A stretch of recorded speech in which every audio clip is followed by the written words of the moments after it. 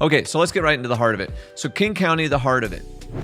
The good old Seattle. The average price in May of 2022, so where we peaked, was $1,099,345.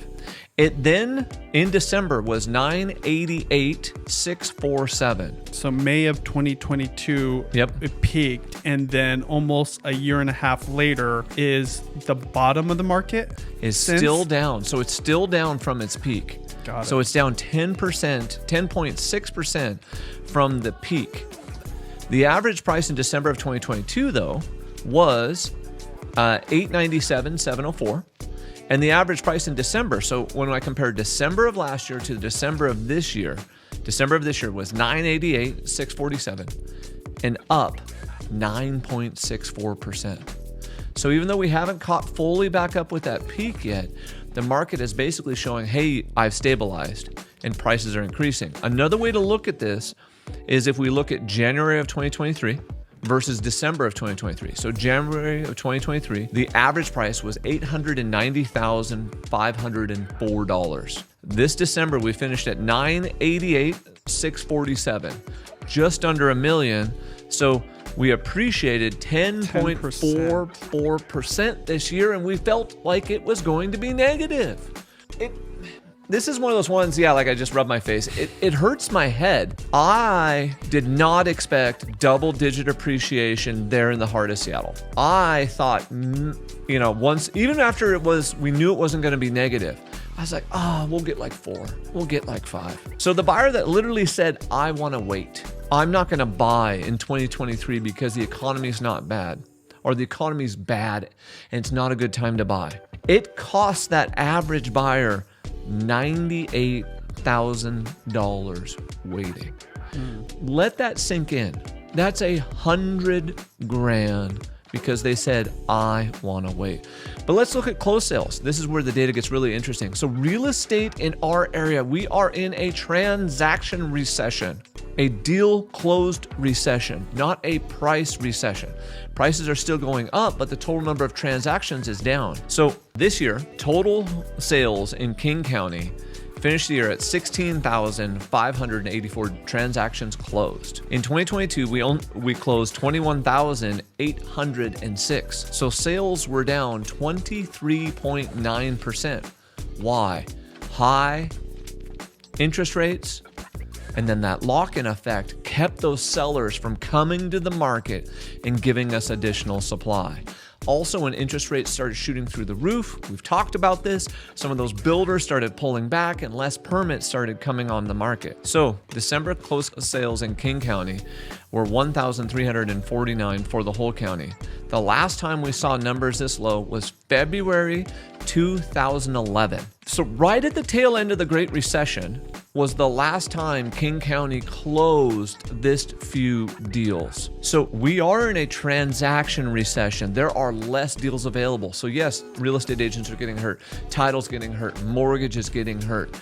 There's peripherals in the industry that are getting hurt. P.S. When things hit bottoms like this is what creates the opportunity. Generally speaking, like if you're thinking about the stock market, okay, or a trending data set, as soon as you come back and hit a floor, usually once it hits a floor, especially a long-term floor, usually bounces and then starts to trend up from there. Another thing to think about is closed sales are down in King County 50% since the peak in June of 2021. So we did 50% less deals in June of 2023 than we did in June of 2021. Also, what happened is what naturally happens. So there's always a seasonality in real estate, especially here in the Seattle metro. The weather turns to crap. It starts raining. It's cold.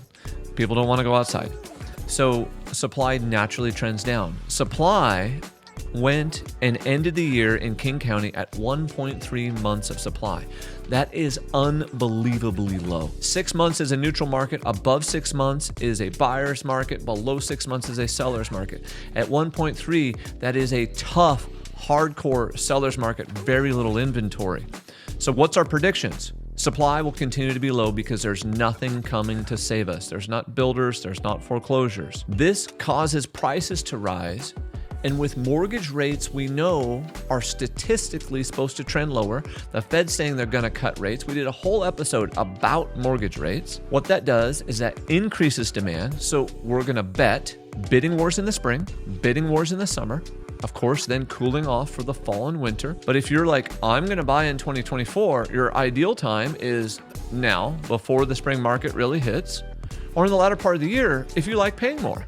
Because our prediction, and we're sandbagging it a little bit here, is that we expect the average price to go up 7% due to lack of supply and the median price to go up 5%. It just went up 10.4. So if I call 7, the odds of it hitting 7, even with because I believe the economy is going to get a little bit worse, it looks like a shoo-in. This is an easy prediction. So the average price is almost $1 million. 7% of $1 million is 70 grand. So the average home in King County will cost $70,000 more by the end of 2024. We also expect rent growth to be very flat or mild. Do not expect big rent increases. Investors do not put that into your pro forma. As an investor, what you always do in your pro forma is you throw in like a 2% or a 3% rent growth. Got it. It's just in the pro forma because you're trying to figure out, when I sell this, what's my return? Because it's always got some type of long-term forecast in there. What I'm saying is in 2024, you need to be very conservative on that number, because when the market lit on fire, here in the Seattle Metro, we started building giant box apartment complexes, and those are finishing up this year, but there's no more in the pipeline for the next couple of years. So we believe rent growth, and this is for those of you that aren't going to listen to the end, I got to give you this golden nugget, is that rent growth in 25 and in 26 will outpace 24 and should probably outpace 23 due to the lack of multifamily supply coming, because permits and development applications are hitting all-time lows right now.